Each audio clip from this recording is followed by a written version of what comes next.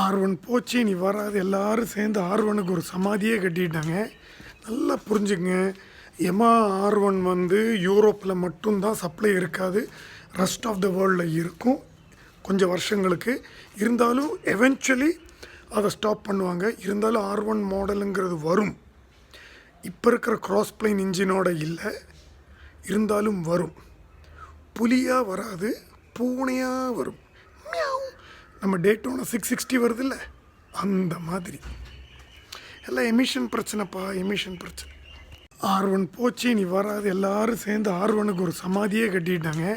நல்லா புரிஞ்சுங்க, எமா R1 வந்து யூரோப்பில் மட்டும்தான் சப்ளை இருக்காது, ரெஸ்ட் ஆஃப் த வேர்ல்டில் இருக்கும் கொஞ்சம் வருஷங்களுக்கு.